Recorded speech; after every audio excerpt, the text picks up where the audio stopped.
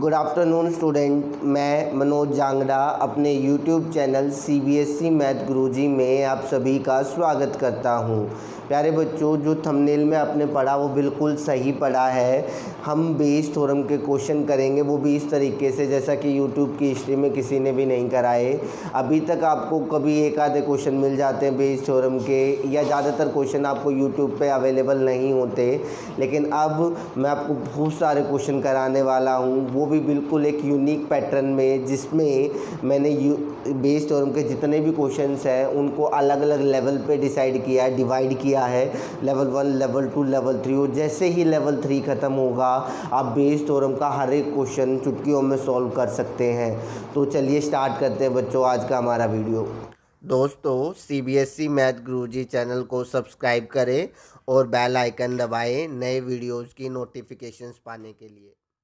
तो बच्चों स्टार्ट करते हैं लेवल 1 का पहला क्वेश्चन, और पहला ही क्वेश्चन मैं ले रहा हूं बच्चों CBSE 2020 इस साल के पेपर में जो क्वेश्चन आया था बेस थ्योरम का, वो मैं करने वाला हूँ।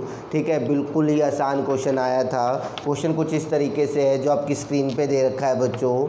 वो दो शॉप की बात कर रहा है बच्चों, यहाँ पे क्या बात कर रहा है, दो शॉप की बात कर रहा है। दो शॉप है, ठीक है, जैसा कि आप क्वेश्चन में पढ़ सकते हो। एक शॉप X है, एक शॉप Y है। बच्चों इस तरीके से अगर आप बेस थ्योरम के क्वेश्चन में ट्री डायग्राम बना लेते हो ना, उसको सोल्व करना और ज़्यादा आसान हो जाता है।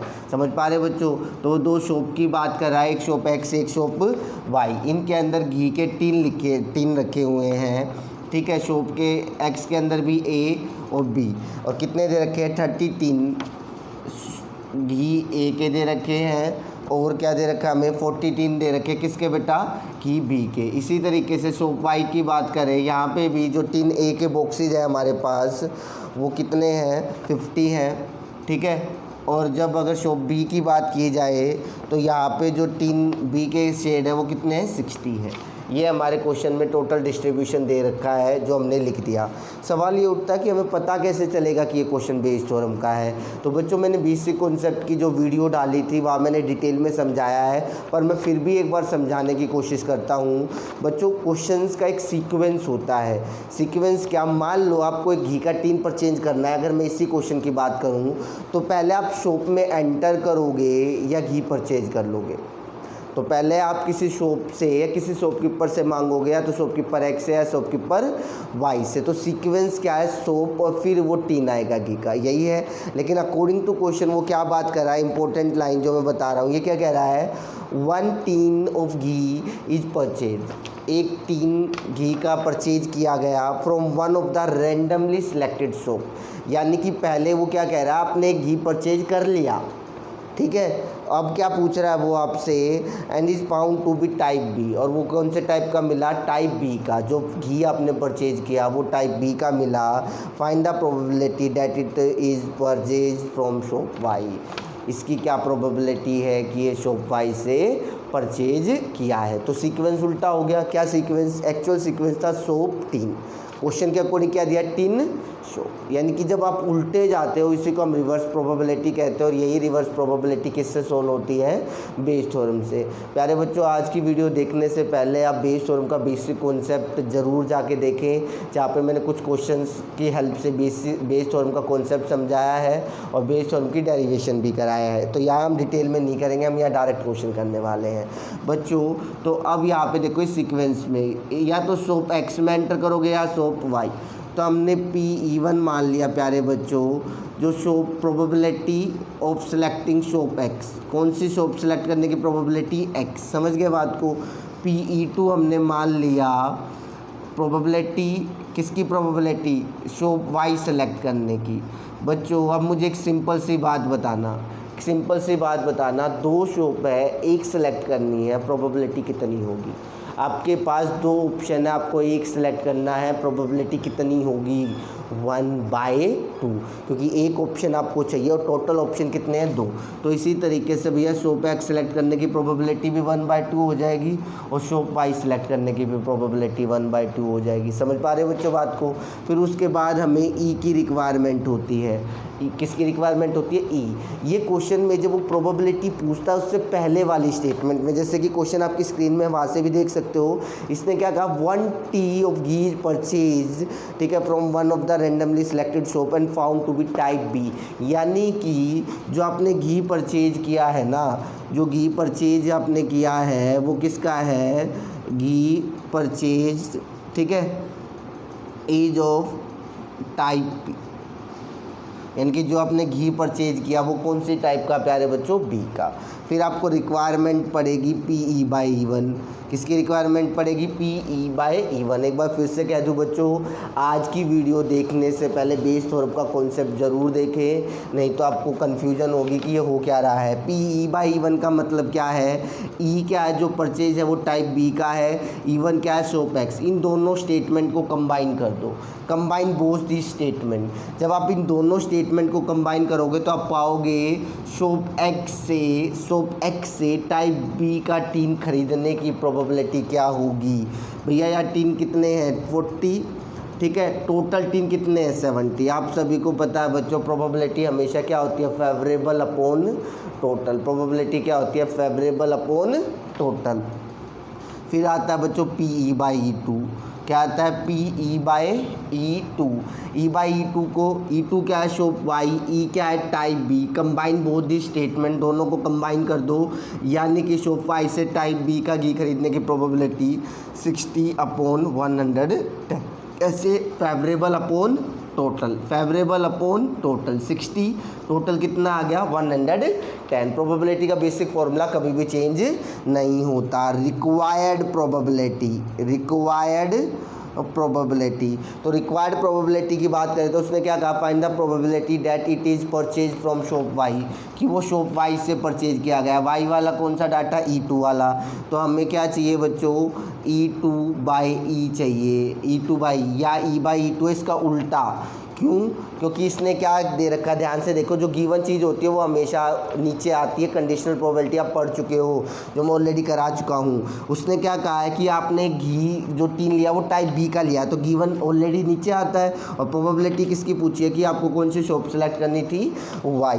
अब निकालोगे कैसे बच्चों? मैंने बेसिक कराते वक्त बताया था, इन दोनों की मल्टीप्लाई ऊपर PE2 इंटू में PE/E2, इन दोनों की मल्टीप्लाई ऊपर और नीचे सबकी मल्टीप्लाई। किसकी मल्टीप्लाई?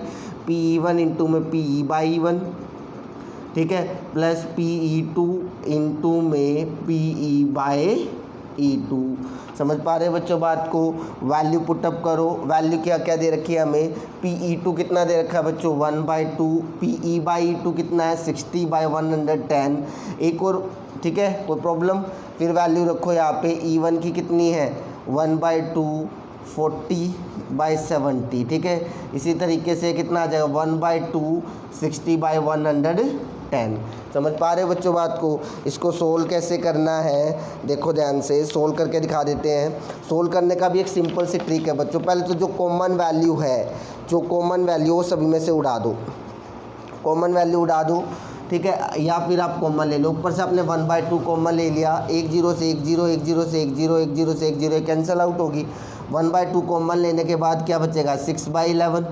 इसी तरीके से नीचे 1/2 कॉमन लोगे तो कितना बचेगा? 4/7, 6/11। 1/2 से 1/2 कैंसिल आउट, 6/11। बच्चों ये एलसीएम कितना आ जाएगा? 77, इसकी इससे मल्टीप्लाई 44, इसकी इससे मल्टीप्लाई 42, ठीक है बच्चों। 6/11, ये 77 कहाँ चला जाएगा? ऊपर, ठीक है। अब इनको रख दो, ऐड करो, कितना आ जाएगा? ये 86, ठीक है। 11 7 जा, और इसको आप जितना कैंसिल आउट हो सकते हो कैंसिल कर दोगे, वही आपकी क्या होगी? Required probability. तो ये क्वेश्चन था बच्चों CBSE 2020 दिल्ली, यानी कि इस साल हमारे बोर्ड के पेपर में आने वाला क्वेश्चन था। ये माइनर सा चेंज किया था। अक्सर वो यहाँ प्रोबेबिलिटी गिवन देता है, ठीक है, लेकिन यहाँ प्रोबेबिलिटी की बजाय उसने नंबर ऑफ टीन्स दे दिए थे और वहीं पे बच्चे कंफ्यूज हो गए थे। इस तरीके के वो माइनर चेंजेज करता रहता है। तो चले बच्चों अगले क्वेश्चन पे। तो अब आ जाओ बच्चों सेकंड क्वेश्चन पे। ये रहा आपकी स्क्रीन पर, क्या दिया गया है इसके अंदर, किसी फैक्ट्री के अंदर ये बात कर रहा है, क्या फैक्ट्री के अंदर। बच्चों पहले आपको कोशिश करनी है ये ट्री डायग्राम बनाने की। अगर एक बार डायग्राम पूरा हो जाता है तो आपका काम बहुत ही ज़्यादा आसान हो जाएगा। फैक्ट्री की बात कर रहा है, उस फैक्ट्री के अंदर 3 मशीन रखी गई है बच्चों। कितनी मशीन है? 3। मशीन ए, मशीन बी और मशीन सी, ठीक है। Manufacture respectively 25%, 35%, 40% of the total bolt. यानी कि ये जो मशीन ए है ना प्यारे बच्चों, ये जितने भी बोल्ट उस फैक्ट्री में बनते हैं, फॉर एन एग्जांपल मान लो उस फैक्ट्री में अगर 100 बोल्ट बनते हैं, उसमें से 100 का 25% यानी कि जो 25 बोल्ट है वो ए बनाता है, 35% मशीन बी बनाता है और 40% मशीन सी। ध्यान रखो यहाँ परसेंट दिया है, पिछले क्वेश्चन में परसेंट नहीं दिया था, ठीक है। तो किसी फैक्ट्री की हम बात कर रहे हैं, वो बोल्ट मैन्युफैक्चर कर रही है। क्या मैन्युफैक्चर कर रही है? बोल्ट। तो उस बोल्ट का जो टोटल आउटपुट है उसका 25% मशीन ए बना रहा है, 35% मशीन बी, 40% सी। यहाँ तक कोई प्रॉब्लम बच्चों? उसके बाद ये क्या कह रहा है, total bolt of their output, यानी कि जितना इस मशीन ए ने बनाया, उस मशीन ए ने जितना बनाया उसका 5% आइटम उसने डिफेक्टिव बनाया। भैया क्या बनाया? 5% आइटम डिफेक्टिव। इसी तरीके से मशीन बी ने 4% डिफेक्टिव बनाया और मशीन सी ने 2%। ये डिफेक्टिव आइटम्स है। समझ पा रहे हो बच्चों बात को? सबसे पहले तो हम ये समझेंगे कि ये क्वेश्चन बेस थ्योरम का क्यों है। हर एक क्वेश्चन के स्टार्टिंग में मैं आपको ये बताऊंगा कि ये बेस थ्योरम का क्यों है, ठीक है बच्चों। अब मुझे एक सिंपल सी बात बताओ, एक्चुअल सीक्वेंस क्या होना चाहिए? कोई भी मशीन पहले बोल्ट बनाएगी या वो डिफेक्टिव होगा? पहले बोल्ट बनाएगी और डिफेक्टिव होगा। जायज़ सी बात है, पहले बोल्ट बनेगा उसके बाद वो डिफेक्टिव या अच्छा जो भी होगा। तो सीक्वेंस क्या है? पहले मशीन ने बोल्ट बनाया, ठीक है, और फिर उसके बाद डिफेक्टिव मशीन बोल्ट। समझ रहे हो बात को? अब क्वेश्चन ने क्या कहा, इसने क्या कहा, ये bolt is drawn at random from the product. जितने भी बोल्ट रखे हुए थे रैंडमली उसमें से एक बोल्ट निकाला। If the bolt drawn is found to be defective, question में गिवन दे दिया कि बोल्ट क्या है? डिफेक्टिव। पहले कह रहा है defective. What is the probability that it is manufactured by machine B? Then इसकी क्या प्रोबेबिलिटी है कि वो किसने मैन्युफैक्चर किया हो? मशीन बी ने मैन्युफैक्चर किया हो। समझ पा रहे हो बच्चों बात का? यानी कि पहले बोल्ट दे दिया, बाद में मशीन पूछ रहा है। एक्चुअल सीक्वेंस क्या था? Machine bolt. उल्टा जा रहा है, उल्टा जा रहा है तो रिवर्स प्रोबेबिलिटी। समझ पा रहे हैं बच्चों बात को? सबसे पहले हम बात करेंगे PE1। PE1 हमने मान लिया बच्चों, जो बोल्ट बनाया था वो मशीन ए ने बनाया था। किसने बनाया था? मशीन ए ने। बच्चों परसेंट इटसेल्फ है प्रोबेबिलिटी, या 25/100, ठीक है, 25%, ठीक है। परसेंट अपने आप में प्रोबेबिलिटी है, फेवरेबल अपॉन टोटल का फॉर्मूला लगाने की ज़रूरत नहीं है। अब परसेंट को हटाओगे तो कितना बन जाएगा? 25/100। समझ पा रहे हो बच्चों बात को? फिर आता PE2, जो बोल्ट मैन्युफैक्चर किया था वो मशीन बी ने। कितने बोल्ट बनाए थे मशीन बी ने? 30%, विच इज़ इक्वल्स टू 30/100। बच्चों ये कैंसिल आउट हो रहे, कैंसिल करना नहीं। क्यों नहीं करना मैं बताऊंगा बेसिक कैलकुलेशन कराते हो।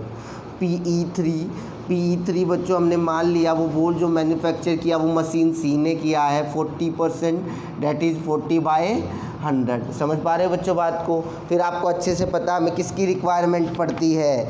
ई की रिक्वायरमेंट पड़ती है। किसकी रिक्वायरमेंट पड़ती है? ई की। अब ये ई क्या है भैया? ई जो क्वेश्चन में गिवन दिया जाता है, इसने क्या कहा, जो बोल्ट निकाला वो कौन सा था? डिफेक्टिव बोल्ट था। तो ई हमारा जो है बच्चों वो है डिफेक्टिव बोल्ट। एक इवेंट है जिसमें हम क्या सिलेक्ट कर रहे हैं? Defective bolt. यानी कि अब मुझे किसकी ज़रूरत पड़ेगी बच्चों? PE/E1, ठीक है। PE/E1 बड़ा सिंपल सा फंडा। E और E1 को कंबाइन कर दो, फॉर्मूला लगाने की ज़रूरत नहीं है कंडीशन प्रोबेबिलिटी का।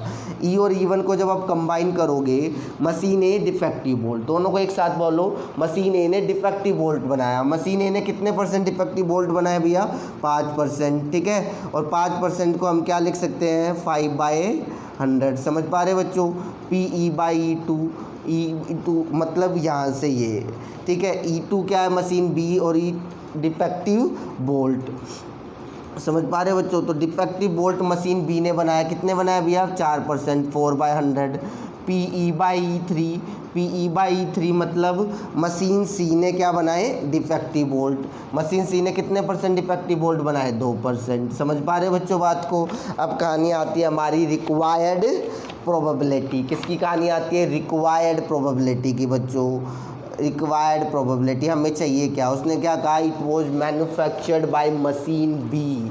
मशीन बी का डाटा कौन सा, E2, यानी कि हमें इसका उल्टा चाहिए, E2/E चाहिए। क्यों चाहिए E2/E, क्योंकि E उसने क्या कहा है, आपने एक बोल्ट निकाला वो डिफेक्टिव है, गिवन डाटा, आपको प्रोबेबिलिटी बतानी मशीन बी की, जिसकी प्रोबेबिलिटी निकालनी होती है वो ऊपर होता है, जो गिवन होता है वो नीचे। निकालनी कैसे बच्चों, बार बार बताया था, E1 की मल्टीप्लाई PE/E1 से, जो आपको चाहिए मशीन बी चाहिए ना, तो PE2 इंटू में PE/E2, और नीचे क्या आएगा बच्चों, नीचे क्या आएगा, सभी की मल्टीप्लाई आपस में, क्या, PE1 इंटू में PE/E1। समझ पा रहे बच्चों बात को। PE2 इंटू में PE/E2 और PE3 इंटू में PE/E3, P इंटू में PE/E3। वैल्यू पुटअप कर दो बच्चों इनकी। जब आप वैल्यू पुट करोगे तो क्या आएगा, देखो ध्यान से, क्या है E1 की, E2 की वैल्यू 30%, 30/100। समझ पा रहे हो। और E/E2 की वैल्यू कितनी है बच्चों, 4/100 डिवाइडेड बाय, ठीक है। फिर क्या करो, सबकी मल्टीप्लाई नीचे, 25/100 इंटू में 5/100 प्लस 30/100 इंटू में 4/100 प्लस 40/100 इंटू में 2/100। बच्चों किसी को ये प्रॉब्लम आ रही है लिखने में, वो बेसिक कॉन्सेप्ट जाके देख ले, जहाँ मैंने समझा था फेवरेबल अपॉन टोटल। फेवरेबल कौन सा कह रहा, मशीन बी का डाटा, तो इन दोनों की मल्टीप्लाई ऊपर आएगी और नीचे सबकी, इसकी इससे मल्टीप्लाई, इसकी इससे, इसकी इससे। इससे आपको बेस थ्योरम याद करने की ज़रूरत नहीं पड़ती, रटने की ज़रूरत नहीं पड़ती, बड़ा सिंपल सा फंडा है। अब क्या करो बच्चों, जो कॉमन आ रहा है ना वो ले लो, ठीक है। सबके नीचे 100 इंटू 100 कॉमन आ रहा है, ठीक है। तो क्या बचेगा ऊपर, 4 3 जा 12, 120। समझ पा रहे बच्चों बात को। नीचे से भी कॉमन ले लो, 100 इंटू 100, इसलिए मैंने वहाँ पे आपको कैंसिल करने के लिए मना किया था। इसकी इससे 25 5 जा 125, 3 4 जा 12 और 4 2 जा 8। बच्चों ये डायरेक्ट क्या हो जाएगा, कैंसिल आउट। तो यहाँ पे कितना आ जाएगा, 120, ये कितना आ जाएगा 5, 8 और 2 10 और 2 12 कैरी 1 1 और 1 2 3, इसको कैंसिल कर लेना। यही आपका क्या आएगा, रिक्वायर्ड आंसर। समझ पा रहे हो बच्चों बात को, कोई दिक्कत, ठीक है। आपको एक चीज़ रटनी नहीं है बच्चों। अक्सर बच्चे क्या करते हैं, सोचते जो पहले दिया वो E1 E2 E3 है, जो बाद में देगा वो E/E1 E/E2 ना। एक्चुअल सीक्वेंस में क्या हो रहा है, एक्चुअल सीक्वेंस में जो पहले होगा वो E1 E2 E3 होगा, और जो बाद में होगा वो E/E1 E/E2 E/3। समझ पा रहे हो क्या, जो पहले देगा वो नहीं होता। क्वेश्चन में क्या पहले हो रहा है, वो E1 E2 E3, और जो बाद में होगा वो E/E1। जैसा कि अगला क्वेश्चन देख सकते हो आपकी स्क्रीन पर रहा। तो बच्चों यहाँ पे देखो, फैक्ट्री के अंदर 3 मशीन ऑपरेटर है। मशीन ऑपरेटर कह लो, पिछले क्वेश्चन में उसने मशीन कहा था, ज़्यादा कुछ फ़र्क नहीं पड़ता। तो ए जो है ना, उसमें 50% काम करता है, किसी मशीन पे जो ऑपरेट कर ले, मतलब चलाने वाला 50%, ठीक है। इसी तरीके से बी वर्क पे कितनी देर रहता है, 30%, और सी कितने पे रहता है, 20%। समझ पा रहे बच्चों बात को। उसके बाद ये डिफेक्टिव कितना बनाता है, 1% आइटम डिफेक्टिव बनाता है। उसके बाद अगर इसकी बात की जाए बी की, ये 5% डिफेक्टिव आइटम बनाता है। उसके बाद बात की जाए सी की, ये 7% डिफेक्टिव आइटम बनाता है। उसके बाद उसने क्या कहा बच्चों, all the item are put into a stock pile and then one item is chosen at random, यानी कि उन जितने भी आइटम उन्होंने बनाए उन सबको इकट्ठा रख दिया। इकट्ठा रखने के बाद उसमें से एक आइटम निकाला और वो कौन सा मिला, defective. What is the probability it was produced by A. ठीक है बच्चों, same as it is first question है, लेकिन वहाँ पे ये वाला डाटा बाद में दे रखा था, ये पहले दे रखा था। लेकिन यहाँ क्वेश्चन में उल्टा कर दिया, ये वाला डाटा हमें पहले दिया है। पहले देने से कुछ नहीं होता, जो चीज़ हमें सीक्वेंस के अकॉर्डिंग लिखना है, पहले वो मशीन ऑपरेटर काम करेगा, उसके बाद जो आइटम बनेगा वो डिफेक्टिव है। तो थोड़ा सा बच्चों रटना नहीं है कि जो पहले दे दिया वो E1 E2 E3, जो बाद में दे दिया वो E/E1 E/E2 E/3। समझ पा रहे बच्चों बात को? कोई दिक्कत तो कर लोगे अपने आप क्वेश्चन। तो इस क्वेश्चन को करके मुझे आंसर ज़रूर बताना कमेंट बॉक्स पे। अगला क्वेश्चन देखो बच्चों, मैंने थोड़ा सा क्वेश्चंस का पैटर्न कुछ इस तरीके से रखा है कि हर एक क्वेश्चन में मैं थोड़ा थोड़ा चेंज करता जाऊंगा। अब अगला क्वेश्चन भी बिल्कुल इसी पैटर्न पे है, देख सकते हो आपकी स्क्रीन पे, ये रहा। ठीक है, इसने क्या कहा है, फैक्ट्री हैज़ 3 मशीन ABC। फिर से बात कर रहा है, एक फैक्ट्री के पास 3 मशीन है। क्या है, फैक्ट्री के पास 3 machine, machine A, machine B और machine C। Machine A, machine B और मशीन C फैक्ट्री के पास। लेकिन अब क्या अलग किया उसने, अभी तक वो परसेंट में बात कर रहा था, इस क्वेश्चन में उसने क्या कहा कि वो जो आइटम बना रही है ना, वो कितने बना रही है, 100, 200 और 300। यानी कि अगर मशीन A की बात की जाए वो 100 आइटम बना रही है, ये 200 आइटम और ये 300 आइटम। यहाँ परसेंट का कोई फंडा नहीं है भैया, समझ पा रहे हो? तो माइनर चेंजेस करता है। उसके बाद की कहानी वही है कि ये 2% डिफेक्टिव आइटम बनाता है। ठीक है बच्चों, ये 3% डिफेक्टिव आइटम बनाता है और ये 5% डिफेक्टिव आइटम बताता है। तो शुरुआत में बाकी सब कुछ वही है। आगे इसने क्या कहा है, all the item are put into a stock pile, one day when the production was over an item was picked up randomly and it was to be defective। यानी कि एक आइटम जो आपने निकाला वो डिफेक्टिव है। Find the probability that it was not, एक important word है बच्चों, आपकी स्क्रीन पे देखना, इट वाज नॉट मैन्युफैक्चर। ये सिंपल सा चेंज हुआ है, तो मैं इसको थोड़ा बहुत कर देता हूँ बच्चों। PE1 का मतलब है कि हम मशीन A की बात कर रहे हैं और मशीन A के अंदर 100 आइटम बनाए हैं। तो टोटल आइटम कितने बच्चों, 100 और 200, 300 और 300, 600। हमेशा आपको पता favourable upon total as usual. PE2, ठीक है, हम बात कर लेते हैं किसकी, मशीन B की, तो 200/600। समझ पा रहे बच्चों बात को? PE3 हम बात कर लेते हैं मशीन C की, और मशीन C ने कितना आइटम बनाए, 300/600। समझ पा रहे बच्चों बात को? उसके बाद इम्पोर्टेंट चीज़ क्या होती है, E as usual.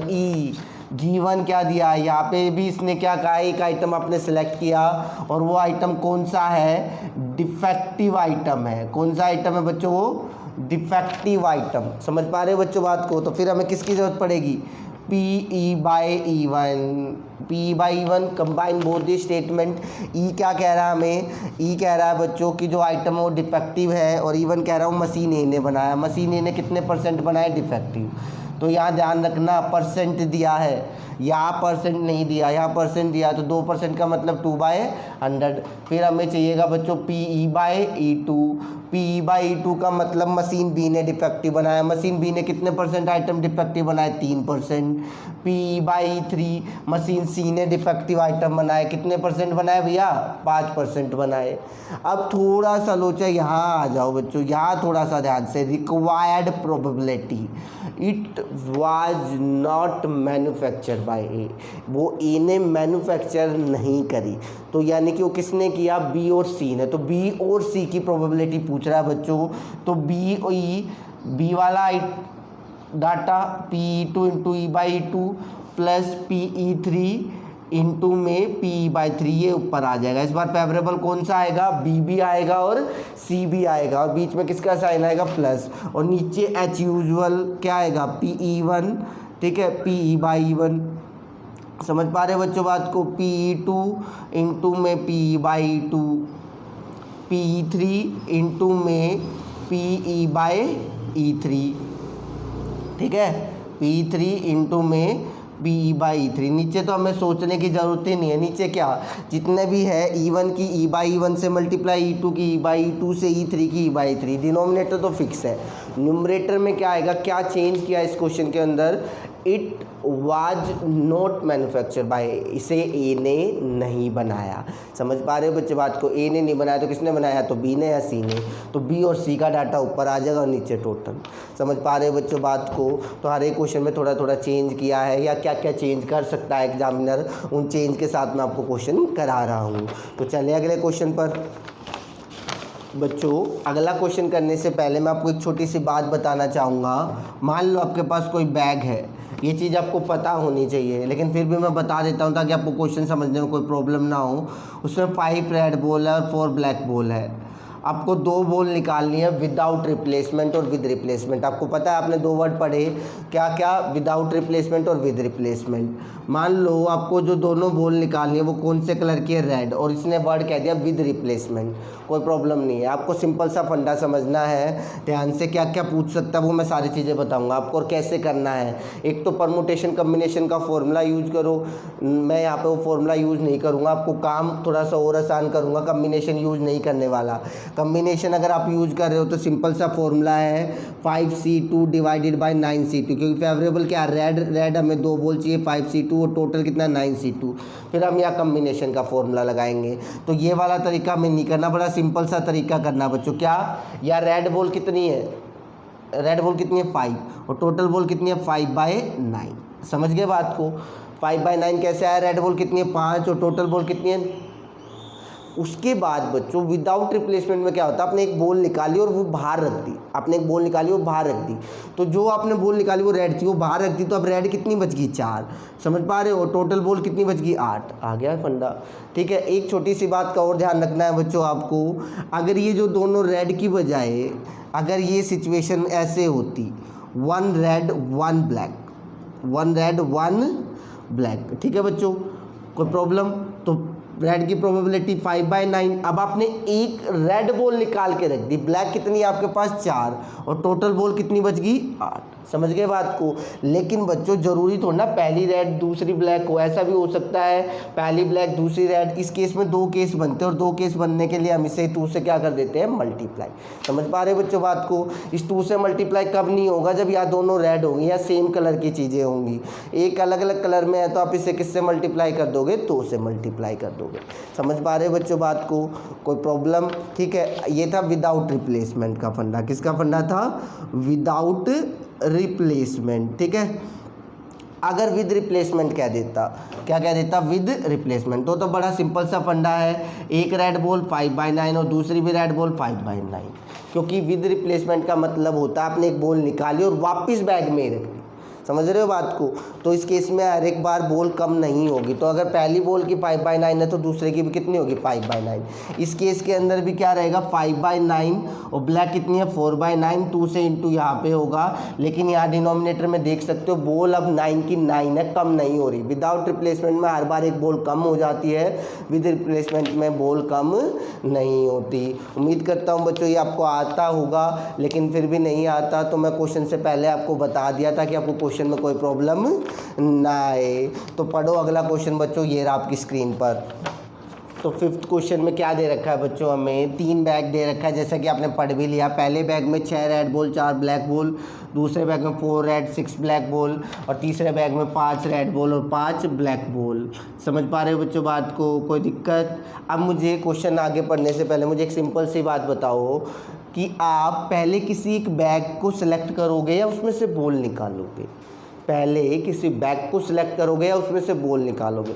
Of course बच्चों आप पहले बैग को सिलेक्ट करोगे फिर बॉल निकालोगे। तो सीक्वेंस क्या है एक्चुअल, बैग बॉल। क्वेश्चन की सीक्वेंस क्या है वो आपने पढ़ लिया, मैं एक बार समझा देता हूँ। इसने क्या कहा, 1 of the earn is selected at random. Earn कह लो, बैग कह लो, कुछ भी कह लो, इनमें से एक बैग आपने रैंडमली सिलेक्ट किया और उसके बाद वो आपसे क्या कह रहा है, if the ball drawn is red, यानी कि जो बॉल आपने निकाली वो रेड है। यानी कि उसने पहले ही कह दिया कि आपने एक बॉल निकाली वो रेड कलर की है।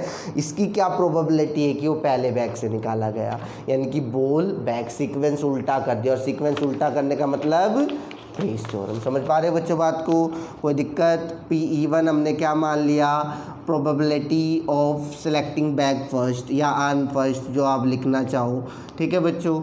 उसके बाद PE2 हमने क्या मान लिया, probability of selecting bag second, ठीक है बच्चों। PE3 हमने ले लिया, प्रोबेबिलिटी ऑफ सेलेक्टिंग बैग 3। अब बच्चों कॉमन सी सेंस है, आपके पास 3 बैग है, आपको एक बैग सिलेक्ट करना है। आपके पास 3 बैग है, 1 2 3, आपको एक सिलेक्ट करना है। तो प्रोबेबिलिटी कितनी हो जाएगी, 1/3 1/3 1/3। 3 बैग है, एक सिलेक्ट करना, प्रोबेबिलिटी कितनी हो जाएगी 1/3 1/3 1/3। समझ पा रहे हो बच्चों बात को। जैसा कि आपको पता है इसके बाद सबसे इम्पोर्टेंट चीज़ होती है वो क्या होती है ई क्या होता है, यानी कि जो आंसर निकालने से पहले उसने एक स्टेटमेंट दी है। उसने क्या कहा, ड्रोन बॉल इज रेड, यानी कि जो आपने बॉल निकाली है सिलेक्टेड बॉल वो कौन से कलर की है, इज ऑफ रेड कलर है। अब बात करते हैं हम किसकी, E/E1। जैसा कि आपको पता है E/E1 का मतलब बच्चों इन दोनों स्टेटमेंट को कंबाइन कर लो, इन दोनों स्टेटमेंट को क्या कर लो, कंबाइन। जब कंबाइन करोगे E1 क्या, बैग 1 और E क्या, रेड बॉल, यानी कि बैग 1 से रेड बॉल। भैया आपने एक बॉल निकाली है तो रेड बॉल की प्रोबेबिलिटी क्या हो जाएगी, फेवरेबल अपॉन टोटल PE/2, मतलब सेकंड बैग से रेड बॉल की प्रोबेबिलिटी कितनी हो जाएगी बच्चों 4/10। PE/3 थर्ड बैग से रेड बॉल निकालने की प्रोबेबिलिटी कितनी हो जाएगी 5/10। समझ पा रहे हो बच्चों, फॉर्मूला वही है। फिर से देख लो, PE/1 मतलब पहले बैग से रेड बॉल कितनी है, रेड बॉल 6 है, टोटल कितनी होगी 10। दूसरे बैग से रेड बॉल 4/10, तीसरे बैग से रेड बॉल 5/10। रिक्वायर्ड प्रोबेबिलिटी बच्चों हमें फाइंड क्या करना है कि वो जो बॉल निकाली गई थी ना वो कौन से बैग से निकाली गई थी, फर्स्ट बैग से। यानी कि PE1 इंटू में PE/E1 ऊपर और नीचे आपको पता है सारा डाटा, PE1 इंटू में PE/E1। समझ पा रहे हो बच्चों बात को। PE2 इंटू में PE/E2 और PE3 इंटू में P/E3। समझ पा रहे हो बच्चों बात को, कोई दिक्कत। अब वैल्यू में डाटा पुट कर दो, डाटा पुट करोगे तो क्या है हमारा डाटा, देखते हैं। ठीक है, क्या है यहाँ पे, ये जो कैंसिल हो रहा है कभी कैंसिल मत किया करो। क्यों नहीं करना, मैंने पहले ही बताया था और फिर से देख लो आपकी कैलकुलेशन को आसान बनाने के लिए। 1/3 की मल्टीप्लाई 6/10, क्योंकि हमें बैग फर्स्ट चाहिए, नीचे कंप्लीट 1/3 इंटू में 6/10 प्लस 1/3 इंटू 4/10। ठीक है, 1/3 इंटू में 5/10। मैं क्यों मना करता हूँ बच्चों आपको कैंसिल करने के लिए। आप देखो कॉमन आ रहा है, जो सब में कॉमन है वो ले लो। एक तो 1/3 और एक 1/10। कॉमन लेने के बाद ऊपर बच गया 6, नीचे क्या बच गया बच्चों 1/3। और जब आपने 1/10 कॉमन ले लिया तो यहाँ बच गया 6 बच गया, यहाँ 4 बच गया और यहाँ 5। बच्चों मैं आपकी कैलकुलेशन को भी काफ़ी हद तक आसान कर दूंगा, इससे ये कैंसिल आउट हो गया। बच क्या गया 6/15, 3 2 जा 6, 3 5 जा 15। ये आपका आंसर आ गया। समझ पा रहे हो बच्चों बात को, कोई दिक्कत। चले आगे। तो अब आ जाओ बच्चों 6th क्वेश्चन के ऊपर। 6th क्वेश्चन के अंदर हमें 3 बैग दे रखे, बैग A B C। ठीक है, बाकी डिटेल आप क्वेश्चन आपकी स्क्रीन पे उससे पढ़ सकते हो। तो इसमें हमें डिटेल दी है कि 3 रेड बॉल है, 1 ब्लैक बॉल है, 2 वाइट बॉल है, 4 red ball, 2 black ball, 3 white ball, ये चीज़ें दे रखी है। ठीक है बच्चों, इसमें क्या चेंज हुआ पिछले क्वेश्चन के मुकाबले बच्चों, वहाँ 1 बॉल निकाली गई थी। इस क्वेश्चन में वो हमसे क्या कह रहा है, 1 urn is chosen at random and 2 ball are drawn at randomly. ठीक है, आपने इनमें से 3 बैग में से 3 अर्न में से 1 बैग सेलेक्ट किया और उसमें से कितनी बॉल निकाली, 2 बॉल निकाली। आगे क्या कह रहा है, if the chosen ball happen to be red and black, यानी कि जो आपने सिलेक्टेड बॉल निकाली है या जो बॉल आपने निकाली है वो कौन से कलर की है, एक रेड कलर की है, एक किसकी है, ब्लैक, रेड एंड ब्लैक। ठीक है, समझ के बात को बच्चों। उसके बाद ये हमसे क्या कह रहा है, A what is the probability that both the ball come from urn B। वो जो दोनों बॉल निकली है वो कौन से बैग से निकली है, सेकंड बैग से। तो बच्चों वही स्टार्ट करते हैं। PE1 क्या होगा हमारा, ठीक है, बैग 1 या बैग A, समझ रहे हो बात को। PE2 क्या होगा हमारा, बैग B को सिलेक्ट करने की प्रोबेबिलिटी। इसी तरीके से PE3 क्या होगा हमारा, बैग C सेलेक्ट करने की प्रोबेबिलिटी, बैग C सेलेक्ट करने की प्रोबेबिलिटी। एज यूजुअल आपको पता है 1/3 और 1/3 क्यों आएगी, क्योंकि आपके पास 3 बैग है और आपको क्या सिलेक्ट करना है, एक बैग सेलेक्ट करना है। समझ पा रहे बच्चों बात को। अब कहानी आती है E पे। E की क्या कहानी है, उसने क्या कहा, 2 बॉल निकाली और वो कौन से कलर की है, एक रेड एक ब्लैक। जो गिवन स्टेटमेंट होती है वो आती है। तो ठीक है, 2 सिलेक्टेड बॉल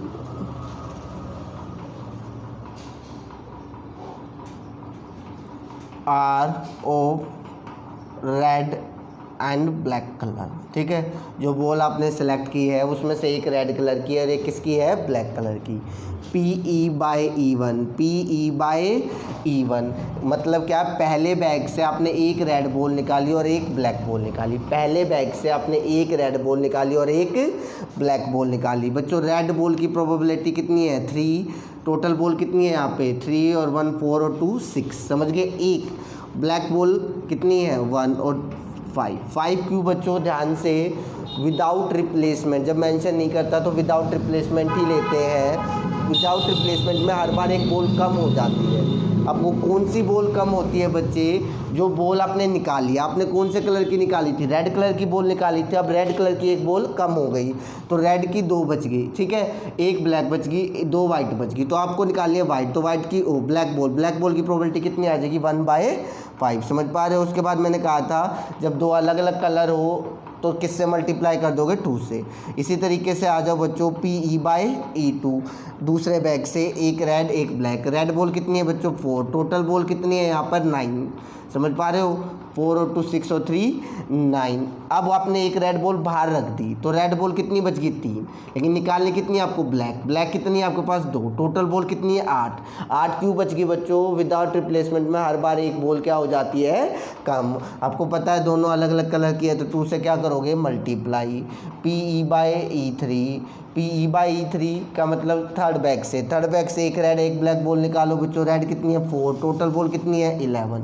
समझ पा रहे हो बच्चों बात को, 4/11। वाइट बॉल कितनी है बच्चों, ब्लैक बॉल 3, ठीक है, बाय 10 क्यों आया भाई, क्यों आया 10, क्योंकि हर बार एक बॉल क्या हो रही है, कम। तो टोटल बॉल 11 थी तो एक कम हो जाएंगी तो कितनी बच जाएगी, 10। समझ पा रहे बच्चों बात को।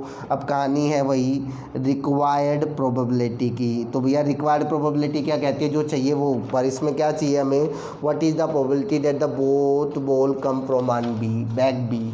तो बैग बी का डाटा क्या है बच्चों, PE2 इंटू में E/E2 ऊपर, PE2 इंटू में E/E2 ऊपर और नीचे कंप्लीट PE1 PE/E1। समझ पा रहे हो बच्चों बात को, PE2 इंटू में PE/E2, ठीक है, PE3 इंटू में PE/E3। कोई प्रॉब्लम बच्चों, ठीक है। रिक्वायर्ड डाटा ऊपर, जो चाहिए टोटल नीचे आ जाएगा। तो अब वैल्यू रखो बेटा सारी कंप्लीट, कितनी है, P1/3 इंटू में ये, तो 1/3 इंटू में 4/9, ठीक है, इंटू में 2/8 इंटू में 2। समझ पा रहे हो, इसकी इससे मल्टीप्लाई ऊपर और नीचे तो सारा डाटा आएगा। 1/3 इंटू में 3/6 इंटू में 1/5 इंटू में 2, फिर 1/3 इंटू में 4/9 इंटू में 2/8 इंटू में 2। समझ पा रहे हो बच्चों बात को। और 1/3 इंटू में 4/11, 3/10 इंटू में 2। उसके बाद बच्चों आप सोल्व कर सकते हो, जो कॉमन है वो कॉमन लेके काट देना, जैसा कि हमने पिछले क्वेश्चन में किया है, ठीक है। और उसके बाद जो बच्चे उसको सोल्व कर लेना। समझ पा रहे हो बच्चों बात को। बॉल के और भी क्वेश्चन है, ट्रांसफ़र ऑफ द बॉल, वो हम लेवल 2 में करेंगे। फिलहाल लेवल 1 के अकॉर्डिंग हम उन क्वेश्चंस को कर रहे हैं जिसमें हमें सारा डाटा प्रोवाइडेड है, हमें कुछ एक्स्ट्रा नॉलेज की रिक्वायरमेंट नहीं है। तो अब तक जितना कराया समझ में आ रहा है बच्चों, चले आगे। बच्चों आज की क्लास में इतना ही। अभी लेवल 1 कंप्लीट नहीं हुआ है, लेवल 1 के हम और भी क्वेश्चन करने वाले हैं। उन क्वेश्चंस को मैं पार्ट 2 में कराऊंगा। जब तक के लिए थैंक यू।